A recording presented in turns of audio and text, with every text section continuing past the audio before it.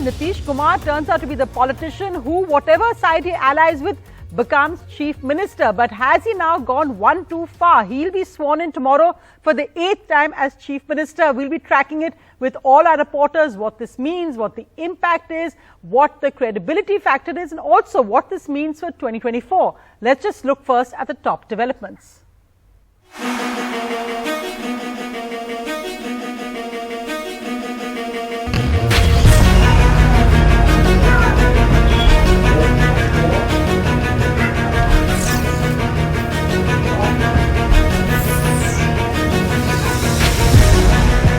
सब लोगों की इच्छा यही हुई है कि हम लोगों को एनडीए छोड़ देना चाहिए। सरकार में हम मुख्यमंत्री थे, हमने मुख्यमंत्री पद से इस्तीफा सौंप दिया। बीजेपी का तो एक ही काम है, डराओ, जो डरता है उसको डराओ और जो बिकता है उसको खरीदो।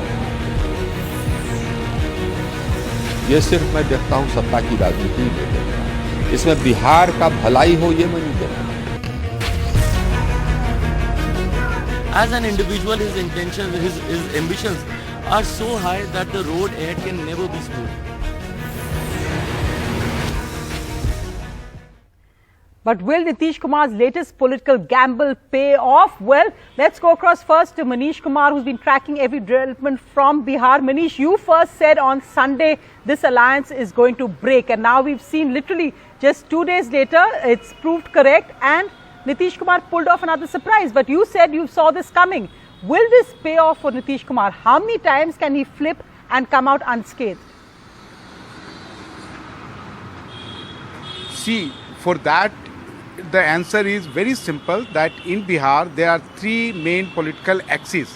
One is BJP, another is RJD, and third is Nitish Kumar, whom you cannot ignore, because whenever out of these three, because these three parties are main forces to reckon with, for the simple reason that their vote share is more than 10%.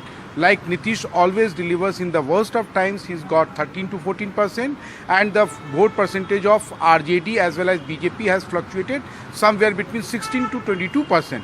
So whenever this is the reality, this is the ground reality of Bihar politics. Out of these three, whenever two comes together, so the third has to automatically face the setback whenever there is a polling of either parliamentary election or assembly election. So it's a pure simple arithmetic. And as far as BJP is concerned, the BJP has so many multiple problems in Bihar, because they have sidelined their stalwarts like Sushil Modi and other leaders, and whoever they were grooming for the last 18-19 months, they have been proven really politically disastrous. Leaders like Nityanand Rai, Sanjay Jaiswal, or for that matter Speaker of Bihar Assembly Vijay Kumar Sinha, who really took on Nitish, and that really created, and now everyone in BJP, entire rank and file, is accepting that somewhere they were not able to handle Nitish properly, and that is why they are paying the price of that. And in the next parliamentary election, if Tejasvi, Nitish, Congress and the left, they go together, obviously the BJP number will go down. It's simple, pure arithmetic. I want to bring in Sonia. Akhilesh on that, because Akhilesh, the BJP's view has been that they in fact accepted this, and there were reports floating around that whether it was senior BJP leaders were making calls trying to get Nitish to change his mind, but BJP sources are telling you a different story. What do they see as the impact of this Nitish Kumar going back to the Mahagathbandhan, in a sense, a reverse Shinde coup from in Maharashtra? What happened, the opposite of that in Bihar? What's the impact the BJP is seeing? Well, of course, it's a setback for the BJP, because BJP was hoping that along with Nitish Kumar, BJP could repeat the performance of 2019 in 2024, where they won almost all the seats in Bihar. But BJP, of course, feels that Nitish Kumar had already made up his mind to part ways with the BJP. That is why, Sonia, this time the BJP leaders did not try to pursue him or did not try to make a deal with him, because they knew there were so many demands by Nitish Kumar. But the BJP did not listen to any of that, because party feels that as far as Nitish Kumar's popularity is concerned in Bihar, that is coming down. That's what the BJP's own assessment is, and that's why party feels that if Nitish Kumar goes along with the RJD, his credibility will go down. That was BJP's calculation, and also BJP feels that by going along with the RJD and parting away from the BJP, Nitish Kumar has basically played his hands about 2024 Lok Sabha elections. He wants to project himself as the prime ministerial candidate of the joint opposition, and that suits the BJP because now there is another contender, because we have Mamata Banerjee, we have Rahul Gandhi, we have so many other contenders, and now another one is added in that list. So that suits the BJP, and that also shows a divided opposition as far as 2024 is concerned. But of course, the BJP faces a lot of problems in Bihar. They do not have a credible face to counter either Nitish or Tejasvi, so they have to work a lot. Now the BJP has decided to focus on all the 243 assembly seats. I want to bring in the 2024 angle because, of course, you've already heard Nitish supporters saying, Nidhi, that the fact that Nitish is from the Hindi heartland, from Bihar, which has a sizable number of MP seats, that this means that he could possibly lead an opposition alliance. Of course, they're not considering Arvind Kejriwal of AAP yet, who tweeted today that AAP is only one state away from becoming a national party. But the point being also that in 2024, we've seen that assembly elections and Lok Sabha elections have a very different way of playing out when it comes to, say, Modi versus the rest. Well, that's true. The fact is that once upon a time, Nitish Kumar was clearly seen as the front runner to lead the opposition, when he was in the earlier Mahagathbandhan, and that was simply because of these reasons, his clout, the fact that Bihar is an important state, it's a Hindi heartland state, and that, the language was an advantage for the opposition.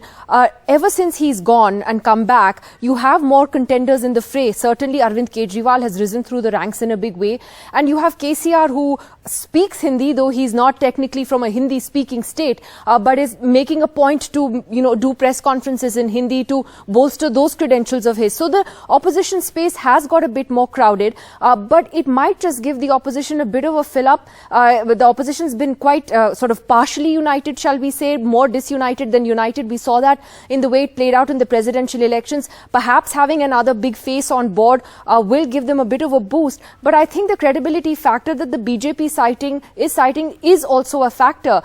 Many in the opposition, perhaps even within the RJD and the Congress, will be looking at this warily and saying, okay, yet another U-turn, but how long is this going to last? Will Nitish be a dependable opposition leader in the run-up to 2024? I think these are still some, unanswered questions and new factors. In fact, today also you see him saying that the BJP, he left it because of its divisive ideology. The BJP pointing that he left Tejasvi Yadav because of corruption. But both of those were all right when he wanted to ally with both these parties. So Alok, you've been out there speaking also not just to politicians, but also to people on the ground in Patna. And of course, we know how deeply political everyone in Bihar is. What is their take on this latest Nitish Kumar flip? More than a gymnast. And do they think it will pay off? There's some talk that he may want assembly elections earlier, or can he run this stably for the next 3 years? Remember, he is still number 3 in Bihar, yet he's been CM in 2 different alliances. Well, you're absolutely right, Sonia. In fact, just to recount, about an hour ago, I was standing here, and one gentleman walked up to me and said, "Ki ab to Bihar mein fir wahi hoga." I said, "Kya hoga?" He said, "Fir wahi, गुंडागर्दी." I said, "आपको कैसे मालूम?" He said, "क्यों 2015 से 17 के बीच what happened between 2015 and 2017?" So I said, "What is the chance that it will be repeated? Maybe people have learned their lessons." And he said, "I am not convinced." So I then walked up to Lalu Yadav's residence, which is right here, and there's no crowd here right now, but there was a little while ago.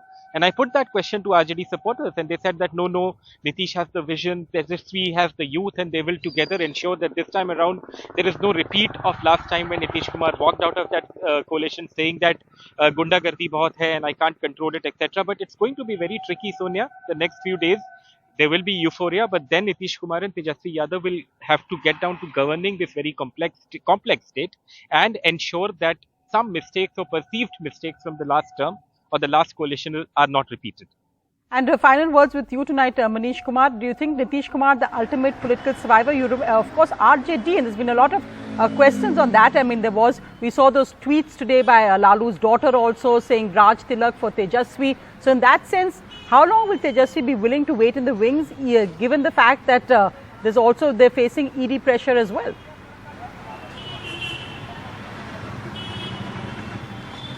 Sonia, somewhere Tejasvi is now come to this view that if he has to become the chief minister, then there has to be some kind of a smooth transition from Nitish Kumar. He cannot take on BJP and JDU combined together.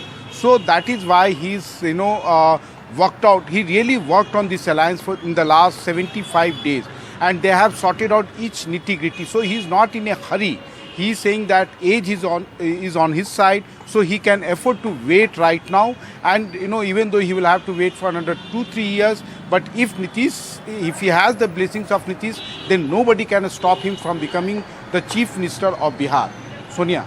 Right, so politics, the long game, I think we forget about that when we look at every 24 hours when things change here. But as you said, we've seen whether it's Maharashtra, whether it's Bihar, whether it's states, the amazing flip-flops that are happening. Sometimes voters must be wondering, why do we actually cast our vote? Because the real power games happen much after that. But thanks so much, all of you, for tracking that.